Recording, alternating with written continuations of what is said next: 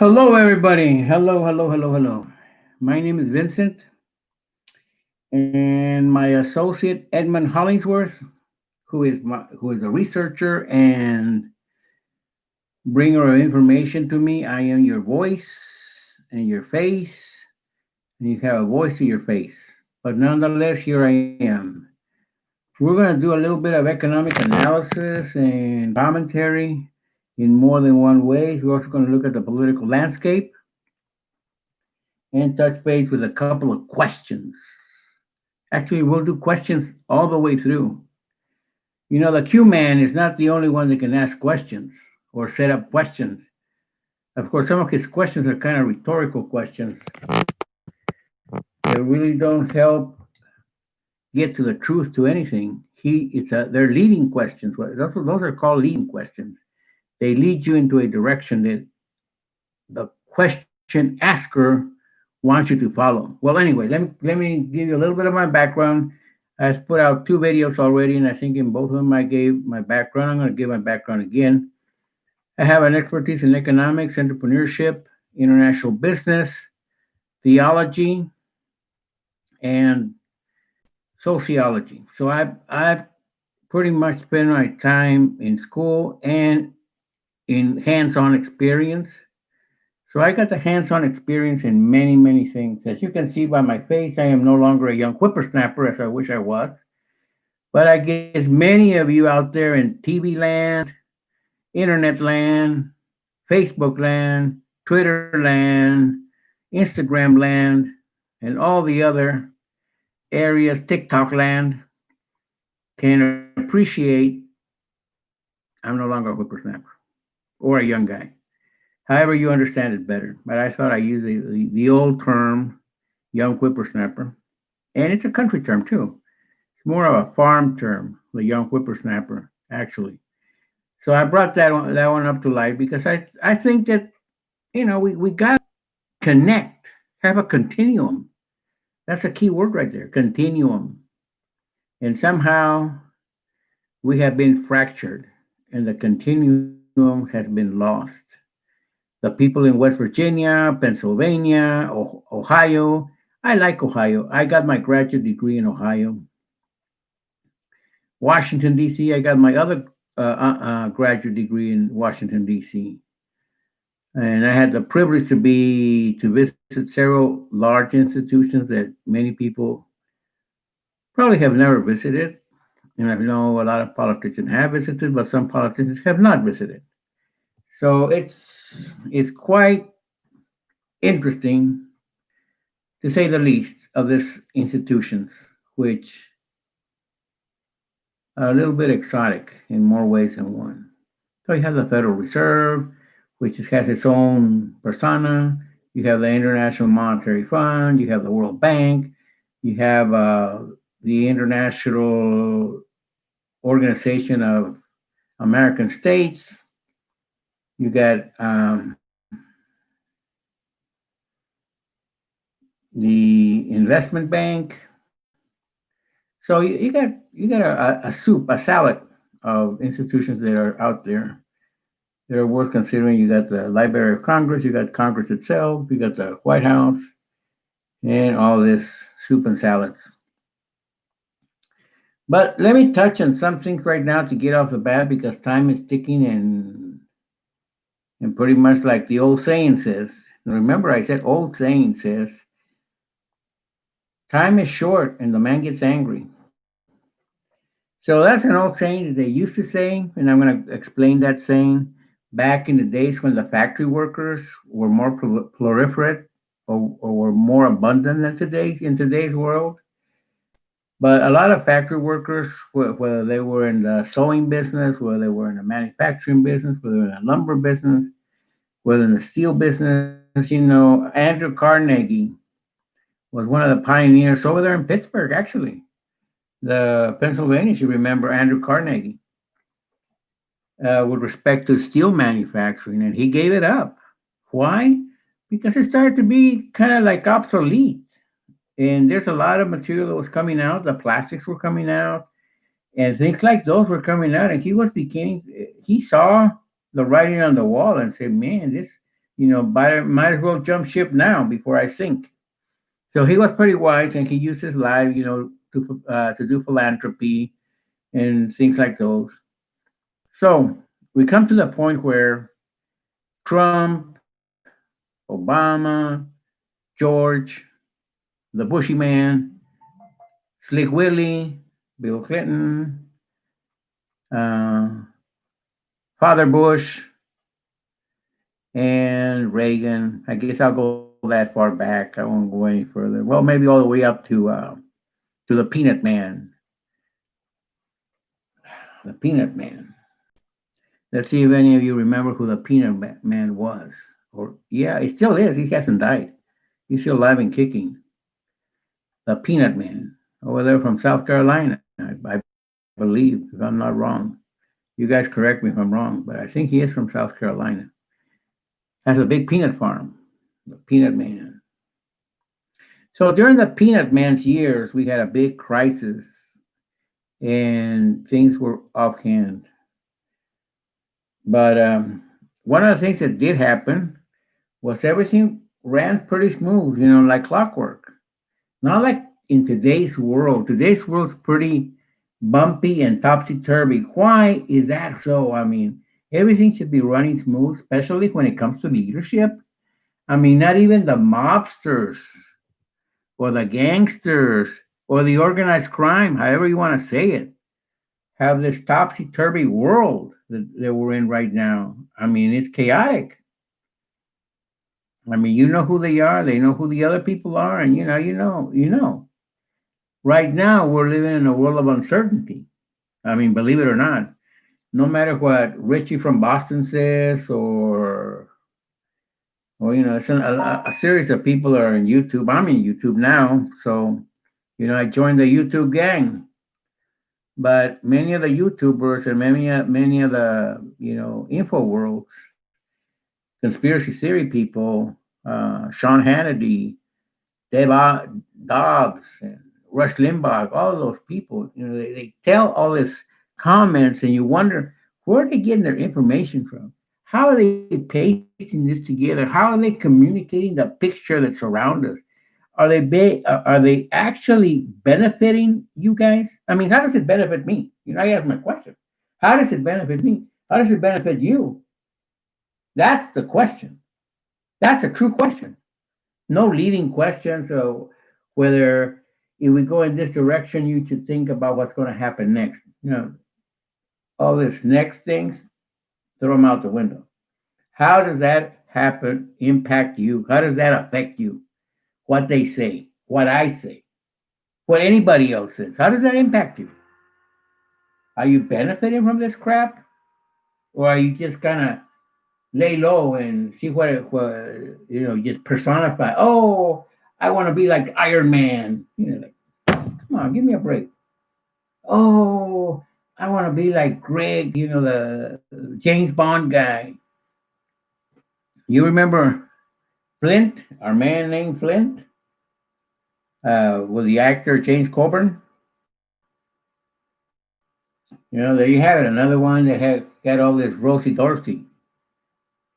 Yeah, was a secret agent. Had all these beautiful women.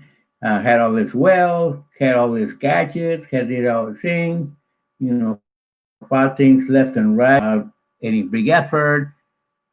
Yeah, and I remember those days, and a lot of people that were surrounded me where I lived. They, oh, I would like to be Flint. Yeah. Or other people who would say, oh, I would like to be Jane Fonda. Oh, I would like to be this girl. The girls would say that. But again, we could be whatever we want to be or whatever we think we should be like because we see that we live in a fantasy world and we fantasize. Whether we see TV or not, we fantasize. We fantasize about the girl next door. We fantasize the girls fantasize of the guy next door. We all tend to have fantasies, but they're small fantasies. They're what you call ephemeral fantasies. Fantasies that evaporate in time.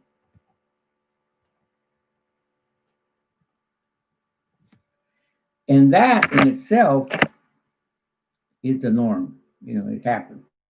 You go through stages, you grow, and you get old. I got old. So, I mean, I wish I could be 40 again. I wish I could be 20 again, but, it's just not the way it is. We get old and we eventually die. Two real things that happen in life. Think about it. Two things that are true in life. We're born and we die. That's it. Everything in between is relative. Whether Einstein came up with the theory of relativity, many people, many people from the days back in the 20s or even further back use the word relativity because it's a change.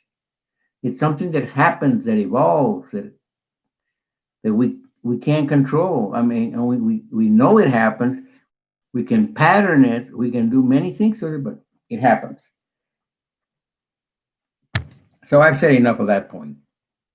Let's get to another point that is very important at this point in time: voting. Now you got a crazy man. Well, let me put it in this words: the president, Donald J. Trump, the moral hazard president.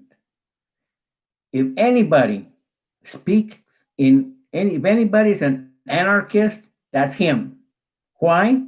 Because he speaks like an anarchist. I should know what an anarchist sounds like. I've been around. I heard anarchist. I heard Antifa people. And he points out, oh, Antifa's in Seattle, Antifa is in Portland, Antifa's in Chicago. I mean, man, those guys might have an army of people. It's a nonprofit organization with a dozen, maybe 2 dozen number of people. That's good. And you think they got the money of the United Way, the Antifa organization? Shit, man, they wish they had the money of the United Way. They wish they had the money of the Red Cross. They wish they had the money of Victory Church, or I don't know what the name of the church is. I forgot. The one in Houston, Texas, where Joel Austin is a pastor. They wish they had that kind of money generated. They don't. Yeah, they talk big and they spout big because that's their name. They're against fascism. They're against the fascists. And they got chapters here and there, but chapters are not the same as the chapters of the Teamsters. Teamsters have chapters everywhere. They get union dues everywhere. The more people that join the union, the more equipped those chapters are. So it goes with the hand in hand. So very many people wanting to be part of the Antifa group.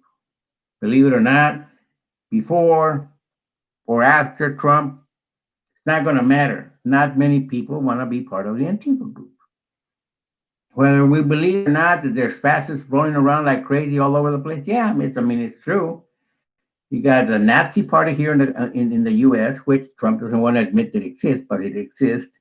He might even be part of that Nazi Party.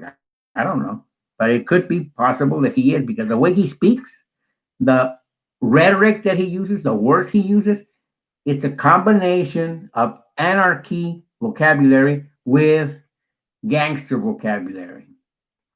And nobody's ripping us off. He likes to use those words. Nobody's ripping us off. How many people do you see somebody coming with a shotgun and saying to Steve Mnuchin, "Give me the money"? Come on, man, give me a break. Or to Jerome Powell, you see somebody coming into the Federal Reserve Bank in New York City or in Washington D.C. and saying, "Give me the money," taking the gold, going to Fort Knox, taking the gold? Of course not. Who is ripping us off? Intellectual property. Does he even know what intellectual? He's a real estate guy, and he scams. Trump University was a scam, flipping houses. 9 out of 10 flippers are scammers. I mean, put it in those terms. Why do we have the bubble of the mortgage deal? Because a lot of the mortgage people were scammers. Very simple. It's not rocket science like you got to go to a Ivy League school, Harvard, Yale, Princeton, Brown, in order to understand what a scam is. No, you don't. Now, many people get fooled. Yes. Many people are innocent. Yes. Many people believe what some other people, fancy silver tongue, tells them. Yes. But not all the people believe it. That's true too. That's why the Attorney General and all the law enforcement people should be looking at this. The scammers. Now let's go back to the voting. Voting is a very important thing. Voting is a right that everybody in the US has. Everybody 18 years and older has the right to vote. Now we should make an effort to go vote at the voting places, the official voting places. Now, why is that?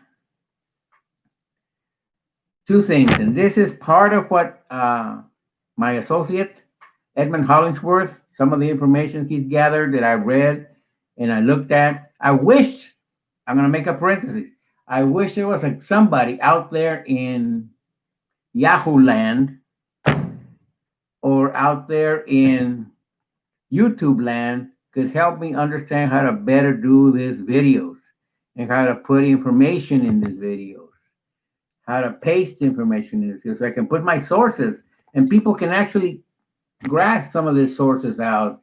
Besides, and we'll get to that part a little bit later because that's a talking point that I want to address. The newspaper, the media, what we call the media, mainstream, non-mainstream, independent, all these other names that you hear out there. It's crazy, but it is names that are floating out there. Oh, we're the right media. ONN. Oh, Epic Times. We're the right media. Oh, State, Golden State. We're the right media. We're the underground. They don't even know what underground means. And they're saying underground. That's the dumbest shit I ever heard. Anyway, voting. We gotta think offensive. Donald Trump is a president. He has a lot of tentacles at his disposal. He can send people out to work the polls, steal the ballots, and or implant ballots into ballots that weren't there. Have dead people vote. There's no scam that we the people, me, you, listeners, workers, we work from 9 to 5. Let's use a Dolly Parton song, Working 9 to 5. What a way to make a living. Let's use that song because that's what we do. Some of us have 2, 3 jobs. Most of the households, both the wife and the husband work. One might work 2 jobs, the other one might work one job. So 3 jobs in a household to make ends meet. Is that right? Is that physically right to do that? We're being paid $8 an hour, $7.75 or 70 is a minimum wage established. I mean, give us a break. Where is the justice in this game? I mean, here's a guy, oh yeah, I'm gonna do this and I'm gonna do that, and all those immigrants and all these aliens and all this people coming out and all and the M13s, and we need a wall so they won't jump the wall. What has he accomplished with us? 9 to 5 worker. The wife, 9 to 5 worker. The kids, if they're old enough to work, they're graduated from high school. If they haven't gone to college, they're working and they're contributing to the household income. I mean, how many empathize with what I'm saying? How many agree with what I'm saying? We work. We're workers. Without us, there's no country. Without us, there's no DuPont. There's no General Motors. There's no Johnson and Johnson. Without us, there's nothing. So we are important. We're an important piece of the puzzle. 3M would not exist if we didn't work. And you can break it down from the big companies all the way to the little companies. Without the worker, nobody wins. We are the blood, the bread and butter, the oil, and the grease to the machines. Now, can we start our own business? Of course, we can start our own business. If somebody has a great idea, unfortunately, let me speak negative about the federal government and all these programs. Unfortunately, the entrepreneur from the assistance of the government has very little. Take the SBA, the Small Business Administration. That's a joke. All this crap about they're helping small business, just a bunch of blah, blah, blah, blah, blah, blah, blah, and no help. No real help. No hands in. Don't get your hands dirty. We just talk and these small business the SBDC, Small Business Development Centers, will help you. You go to the SBDCs, blah, blah, blah, blah again. And here's how you do a business plan. They'll give you printed pages. That's how you do a business. Well, they get in, get their hands dirty, help you with the business, edit the business plan, work it out so you can have some finance, some initial capital. No, they don't. They don't do shit, man. They talk the talk, but they don't walk the walk. Take it verbatim. They talk the talk, they don't walk the walk. Trump talks the talk, but he does not do the walk. Now, if I'm talking about me, now you guys listen. If I had a rich father or a rich uncle or even a rich grandmother and she gave me, I mean, let's just say she gave me, and let's talk small. Let's not talk big because Trump was given a little bit more than $500 million, just like that. And then he inherited all the father's business. And he ran the father's business so he didn't have to dip into the cookie jar, his cookie jar, because he could get the money from his father while running his business, which was a multi-billion-dollar business already.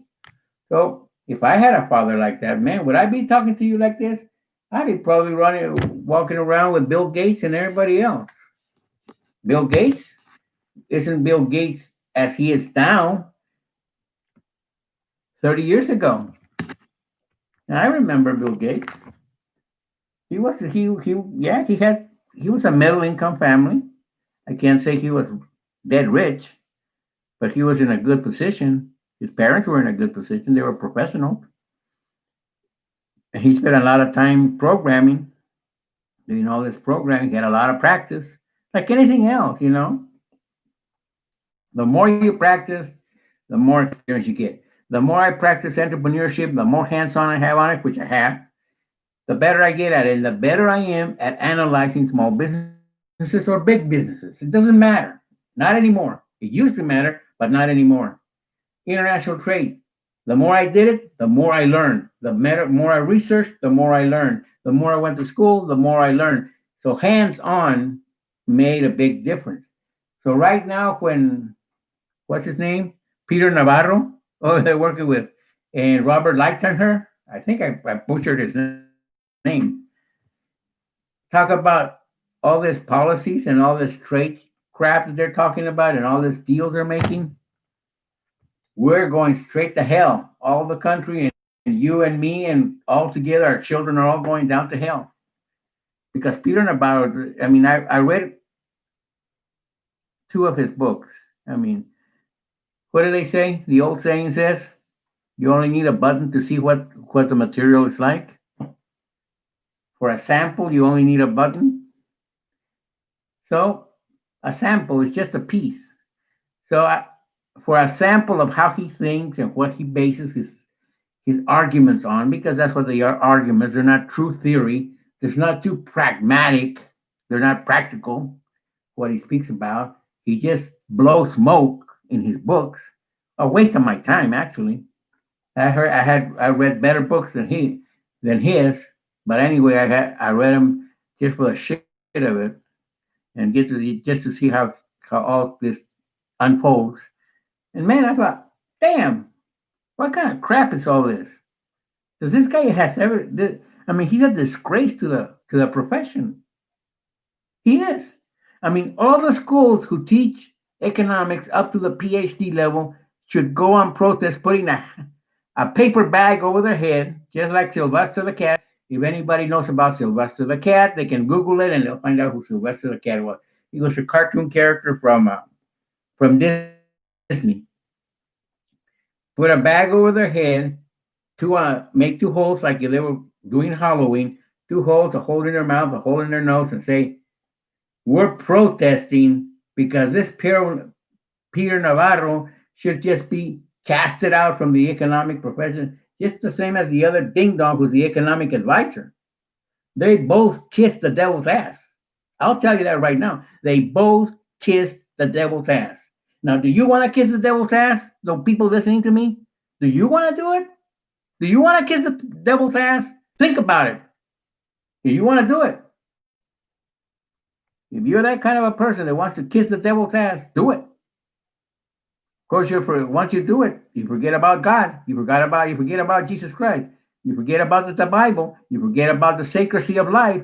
You forget of who you are because you kissed the devil's ass. Simple as that. You can toy with him and you can carry the Bible and play around with it just like the Trump man does. Plays around with the Bible, carries it, shows it up in the air.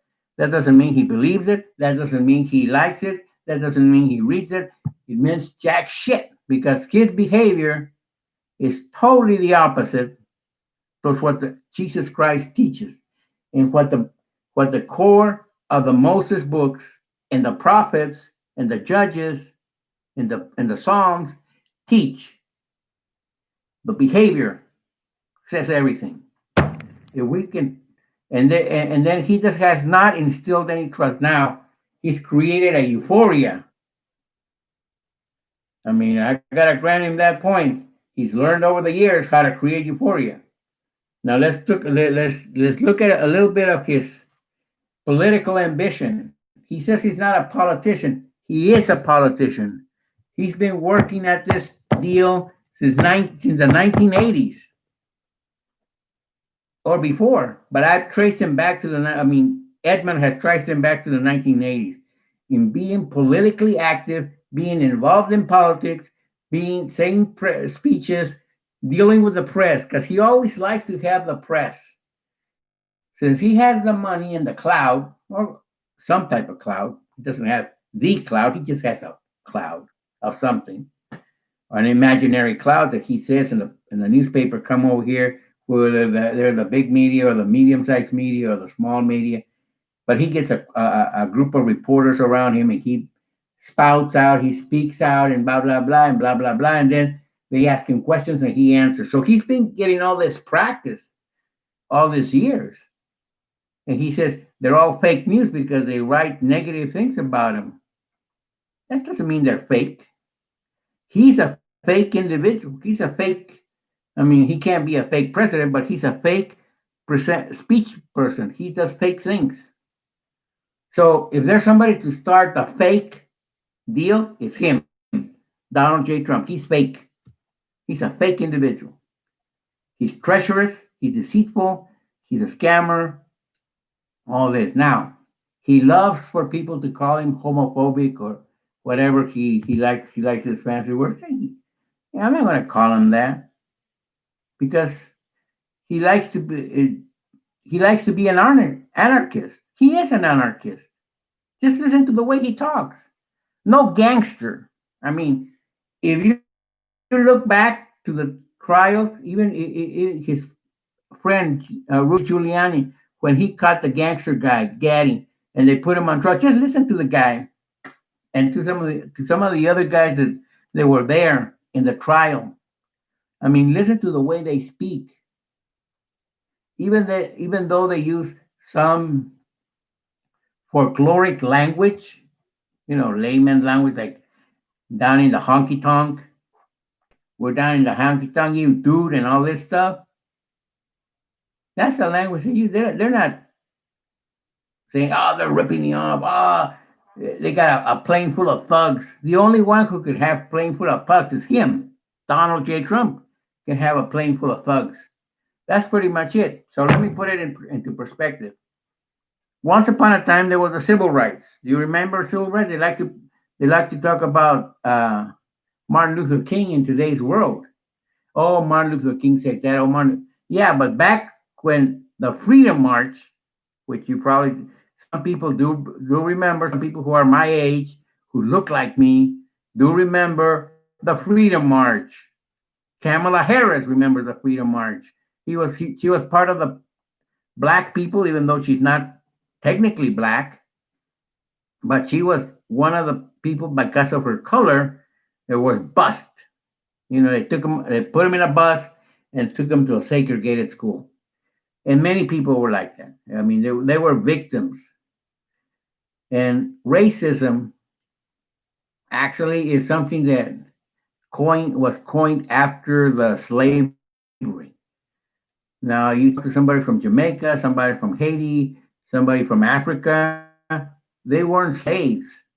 I mean, they're not slaves in their country. How can they identify with the Afro Americans? Or I want to consider that they'll allow me to call them blacks. Back in the day, said I marched on the freedom marches. I was part of the march. So here's something that's interesting for you guys to know. Trump says, "Oh, they're throwing rocks, they're throwing tuna cans, and all this." I saw that happen in the freedom marches too, and there's nothing new. And he probably is making some of that up because I would like to have the money to go to Portland and investigate and see what the hell's going on over there and see what's going on in Seattle, Chicago. If I had the money, I do it in a heartbeat. And I reported back to you what I saw, what I found, what I inquired.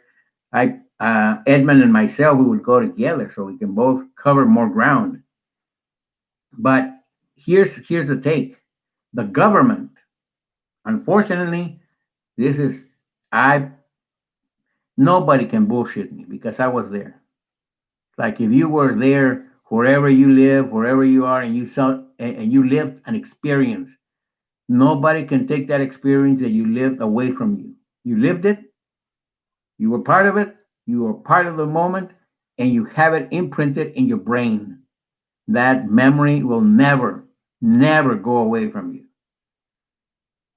So if you were in the army, which I want to confess, I was not in the army. I was part of the ROTC, but I was part of two summer camps in the military because I don't know. There are a lot of reasons they gave me, which I don't know if it's true or not, why they selected me or not. But anyway, I was in two summer camps in the military doing military stuff. I We pioneered a little bit of what the drones are today. Simulations. We did simulations. Anyways, that's something totally different. But anyway, so many of you that did go to the military, I have friends who went to Vietnam, and out of the 15 friends that I had that went to Vietnam, only 8 came back. Well, maybe 6 came back. And out of those 6 that came back, 4 came back with what is called today PSAT or PST, post traumatic stress syndrome. They were kind of crazy. One committed suicide right in front of me. So when if I say I saw a man shoot himself in the head, I know what I'm talking about because I saw him right in front of me. There's no something like that happened. You can't turn your head and say, "Oh, I think it happened." My memory is lapsing. I remember something partially. My memory skipped. No, some things just have an imprint in your brain, and you can't shake them off.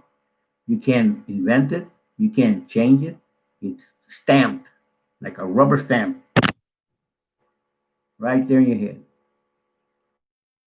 Now, there's many explanations for that, but I'm not going to go into the details of the psych that goes into that. Anyway, so go vote.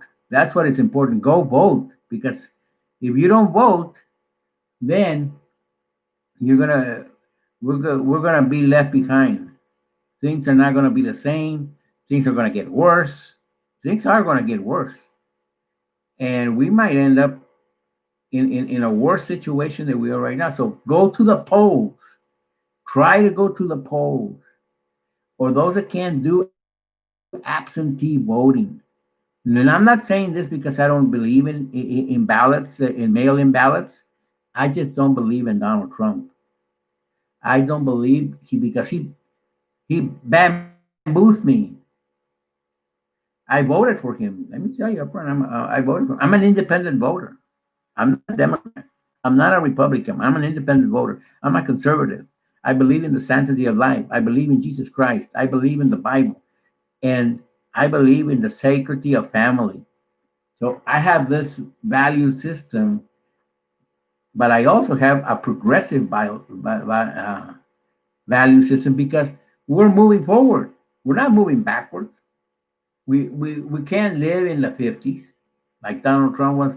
A lot of things that he says dates back to the 50s, and many of his agenda. Just anybody out there can do the research. Go back. Edmund did it. I mean, but go back and see some of the easy ones, some of the clips that Oprah has when he interviewed him.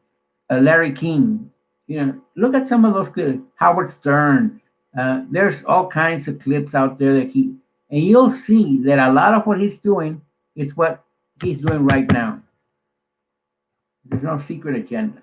I mean, some things he might have created because of the moment, but a lot of things that he's doing is because of all the criticism he says. He talked about intellectual property rights back in an in a Howard Stern interview. He talks about trade problems that they're ripping us off because they're taking us to the bank, giving an unfair trade deals, which is false. All that is false. But I I know it's false because that's what I do. I did, and I still do international trade. I do international business.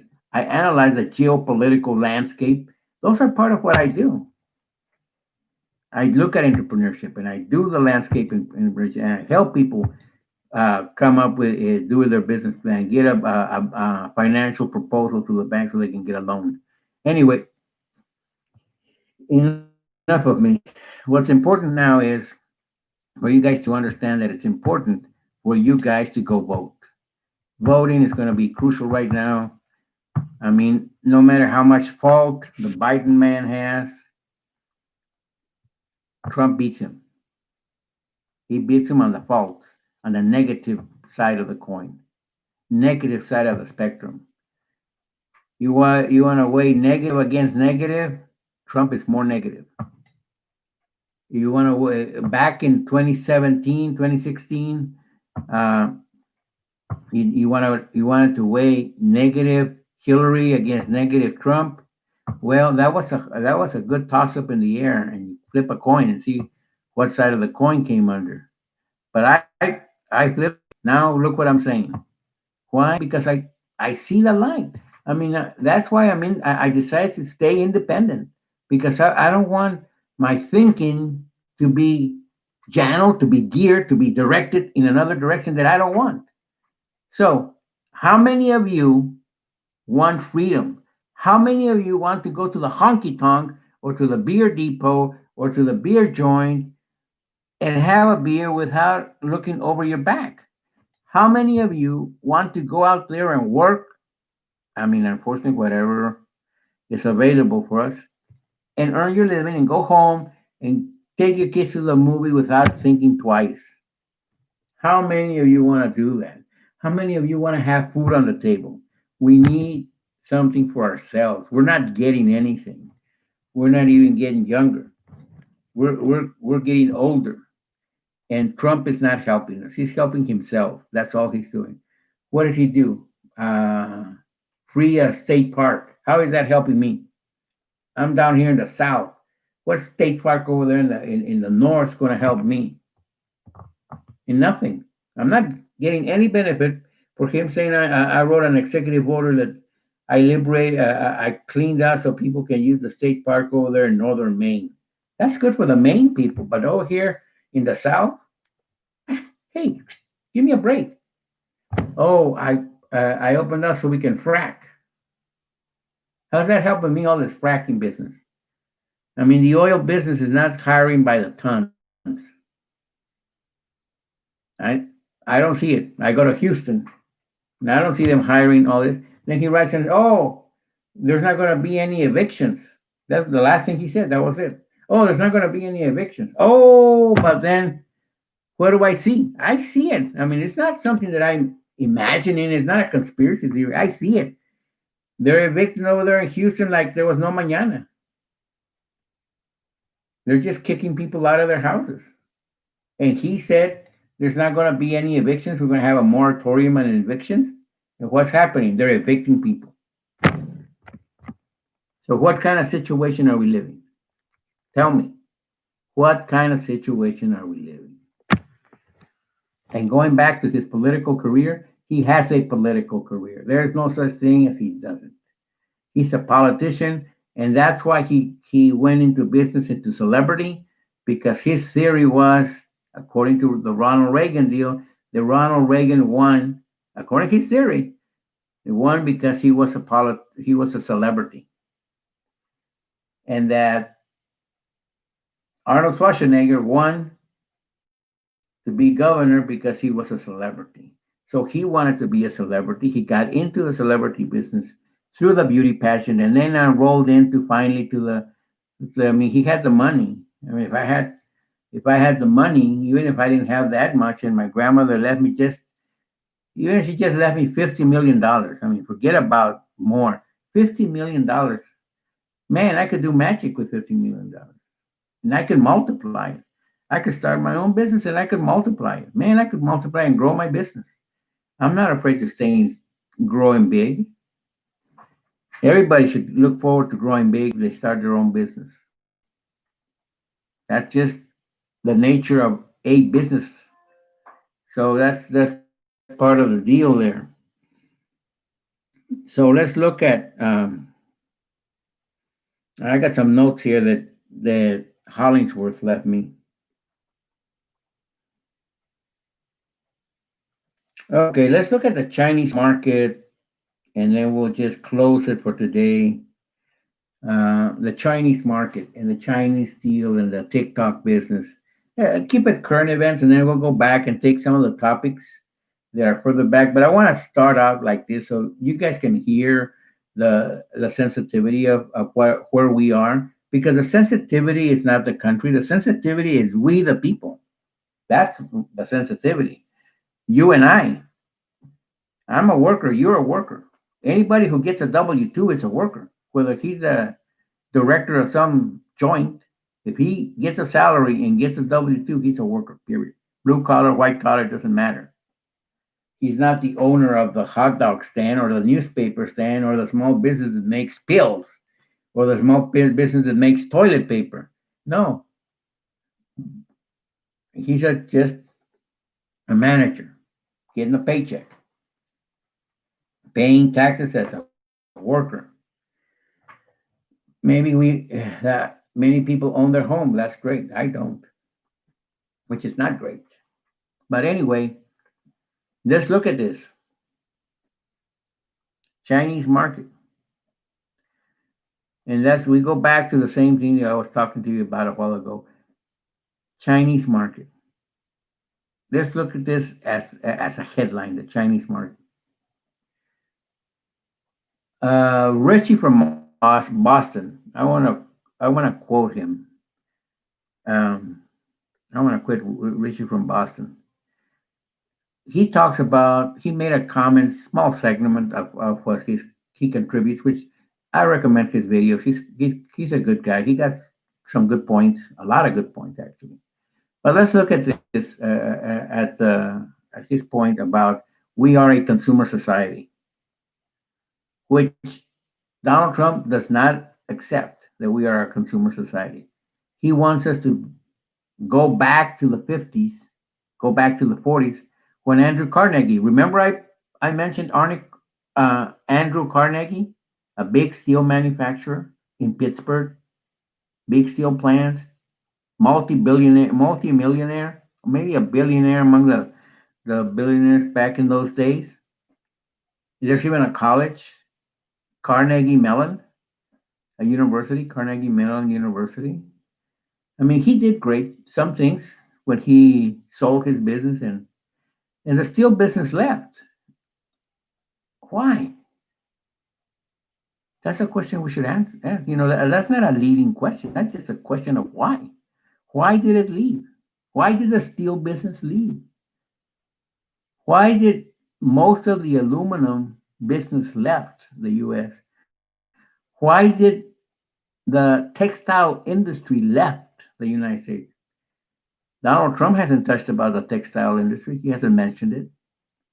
I wonder why. Or is it maybe because he doesn't like some of those industries that he mentions? Because they didn't when he went to knock at their door, they didn't give him the time of day. That could be it. 3M. Why doesn't he like 3M? Why does he like Jeff Bezos from Amazon? Why doesn't he like General Motors?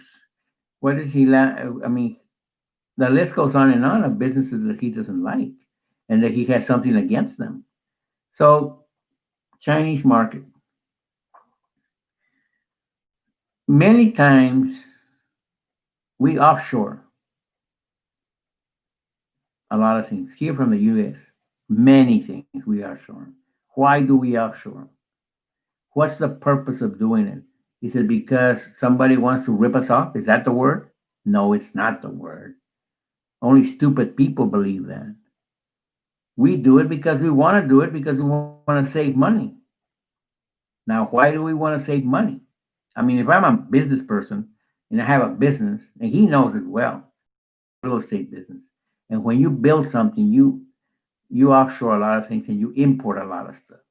I mean, I don't think none of his, not even Trump Tower in New York City has everything 100% US. I mean, he can bullshit everybody, but he can't bullshit me. That Trump Tower is not 100% USA. I mean, his teeth will fall off if he says it is. So I know it isn't. So anyway, uh, so you farm it out. That's another word for it. Offshore it, farm it out. It's the same thing. People farm it out. Why do they farm it out? Because it lowers the cost. And that's and why are some of these people so interested in cost? Because they want to sell. If they're in business, it's not because they want to give the product away. They're not a philanthropy. They don't want to give it away. They're not a charity. They want to sell it. And and consider this. What's the wage at the minimum level that they're paying right now? $8 an hour. Probably 50 cents more than what it actually is, 7.50, the minimum wage. So what $8 an hour, $9 an hour, $12 an hour. How many people can buy a lot of the products? And let's use Levi Strauss. I mean, I just thought about Levi Strauss. I mean, I can think of hundreds and thousands of companies that I can give examples from. But let's look at Levi Strauss. They produce a 501 jeans. The reason that came to my head is because of the 501 jeans. Many women and men use 501 jeans. It's trending. It's still trending. It's still a hot item. People buy it, but they modify the 501 jeans so it can fit the style of the season of the year, and they're expensive. They're expensive in this moment for somebody who earns $8 an hour. Now they can save up money and buy a pair of jeans. That is possible. They just cut on some other thing. They don't go to Starbucks. They don't go, Burger King. They don't go here. They don't go there. Whatever they do, they save up the money and they have plenty of money, the 50, $60 to go buy a pair of Levi Strauss 501 jeans. Simple as that. Others have a little bit better income and they can go ahead and buy them right offhand. But what if the famous jeans cost $250? How many people could walk right into Dillard's, Macy's, even Penny's, used to have them. Pennies used to have them. The 501 jeans, and buy them right off the rack. Sales will not be as big as they would expect, that they, in order for them to have the expected revenue that they were looking for. It all comes down to the expected revenue. How much money do I expect to gain this year, 2020, let's say 2020. And Levi Strauss has made a budget, and they say, we're going to earn so many millions of dollars on the 501 jeans. No, they can't, because they're $250. Who's going to buy the damn jeans? I mean, only a handful of people who make maybe 100K, $100,000 a year. They're the only ones who probably are able to afford, and that is if they don't have a high mortgage. Because if they have a high mortgage, forget about it. So the Chinese market, before the Chinese market became the Chinese market, it used to be the Latin American market. Later, Latin American got a little bit expensive, even though they're still cheap, but they got expensive to many of these textile companies, to many of these car companies, to many of these uh, office supply companies. They got a little bit expensive. The wages went up, costs went up, transportation costs went up, brokerage went up, all this went up.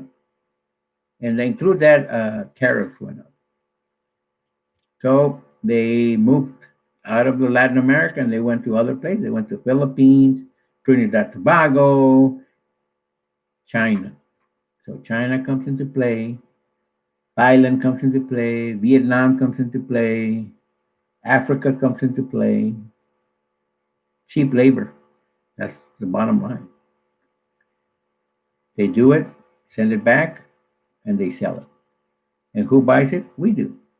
Most of the American consumers are because of that.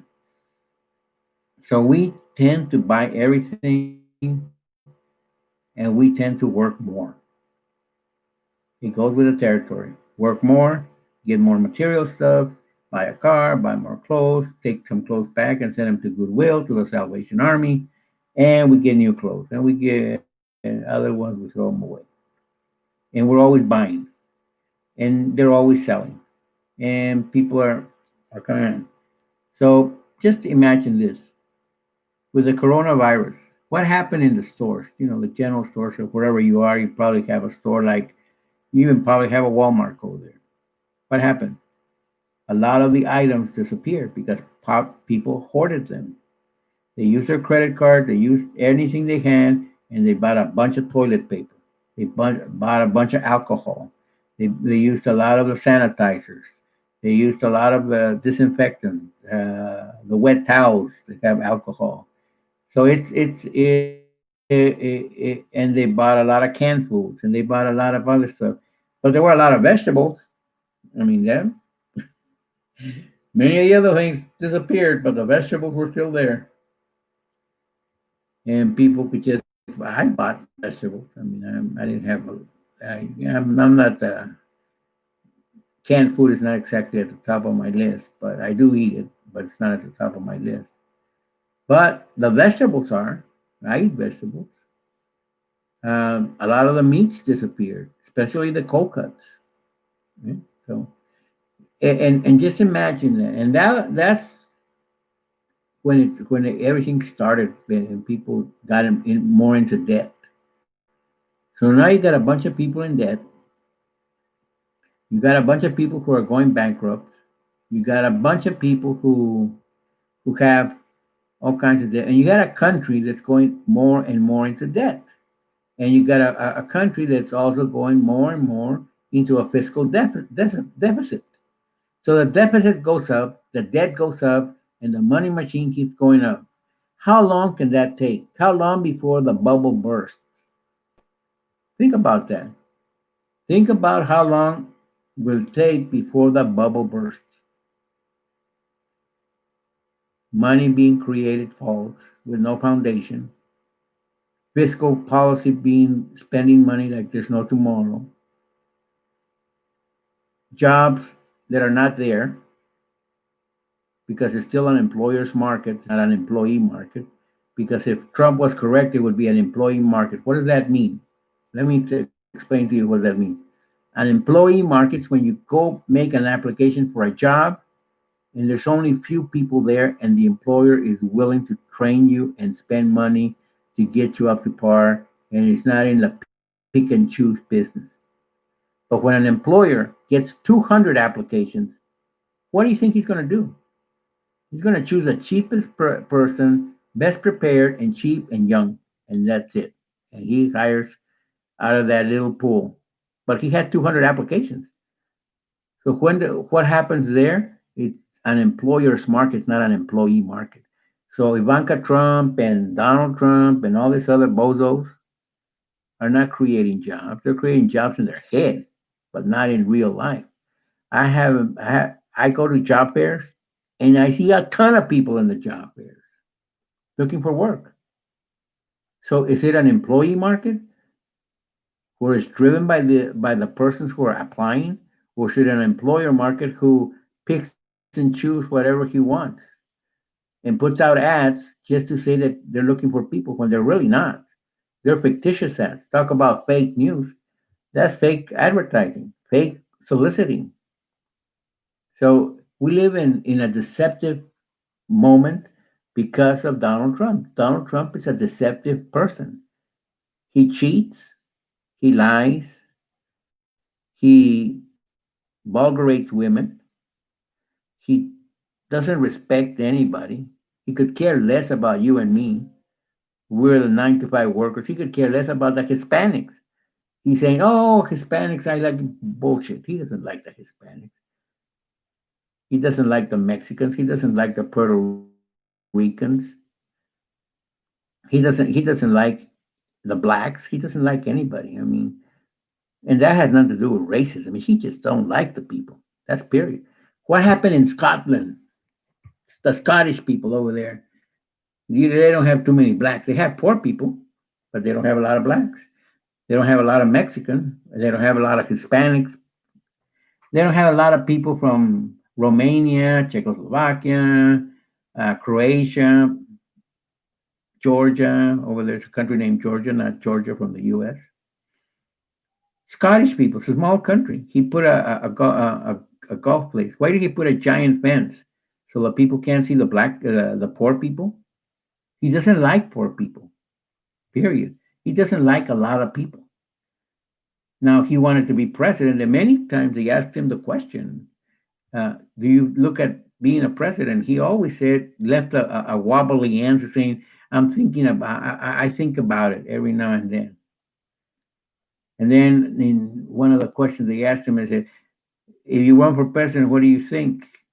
Well, if I run, he answered literally, and I quote, "If I run for president, I will win," which he did against Hillary. Now this time he wants to win. Now he's not just out there saying I'm going to win because of the platform I have. He has no platform. He has a lot of bullshit flying out of his mouth, a lot of hate going out of his mouth. That's why I say he's an anarchist. He speaks like an anarchist. If if I could have a chance, like I said, if somebody from YouTube, Yahoo, Google could help me, Facebook, some tech guy who had good tech savvy, help me organize my page, help me do this channel a lot better. I could upload some videos where I can show you what an anarchist sounds like. Somebody who's an anarchist and speaks like an anarchist, who is an anarchist and speaks like he is. That's Donald Trump. I mean, I know it. I heard him. I've been there. I know what they sound like. I know what they talk about. I know how they spout, how they insult everybody. That's their game plan. They insult people. They like to insult. They like to downgrade. They like to call them names. They will shoot everything down. If they could sell their mother, they'll sell it for $1. Period. So anyway, I don't want to sound like I'm going off on my rocker. So just be careful on being tricked by smoke and mirrors. Let me give you a piece of history. Back in the day when the pioneers came here, when they were crossing the channel and the first pioneers came, they ran into New York, into Manhattan Island, and they found the Indians. Back, I mean, that's what we call them, the Indians, the Native Americans or the natives, whatever is a more appropriate name for the people that were here originally before the British came over and the Dutch came over and the Italians came over and all the other people came over. The Spanish came over. So anyway, and they saw the Indians. So I'm gonna for this analogy, I'm gonna use the same words they use in the history books. They saw the Indians, they talked to them, and then they went back to England, the ship, and they brought some more settlers. Some of the settlers went stayed, and some of the settlers went back, and then they came back with new settlers and other settlers. And but these ones were better trained, they were more focused, and they said we brought some gifts, and we want to buy the Manhattan Island, Manhattan here. If you sell it to us, look, we brought some jewelry. It was all fantasy jewelry. Oh, we brought some mirrors. Look, looking glass. We brought you some tobacco, some smoking pipes, smoke and mirrors, fantasy jewelry. That's what Donald Trump is selling us. A bunch of crap. Talk about crap. That is a bunch of crap. And the Indians bought it because it was something different for them. It was something exotic for them. And they bought it. And long and behold, they sold Manhattan. And the sellers bought it. And life goes on. I will go back and, I'll look at some of the historical events that took place at the beginning of our country and actually put history in the right perspective. I noticed that a lot of people are putting, especially Donald Trump, is not putting history in the right perspective. Got everything all mixed up. I mean, he went to school, but he might have gone to night school or to typing school, and then went and and bought himself a degree in Pennsylvania. I mean, in the University of Pennsylvania at Wharton School. And that was when he went to school. It was not Wharton. See that? Think about it. It was not the famous Wharton School that is today. It was just University of Pennsylvania, and it had a miniature department that they call Wharton, and it was just talk, just like I'm talking to you. It was just talk of calling it Wharton, the division for finance and economics and business. All three put together. They had later in life things changed and they became the famous Wharton School of Economics. See how things evolve and things change. All of a sudden, the Wharton, what is now today the Wharton School of Economics, separated the finance people and separated the business administration people. So that's how things evolve. Okay, people, I took too much of your time. Thank you for being with me. Thank you for taking the time to me. And if there's something that you have questions, maybe you can put them on the stream somewhere here.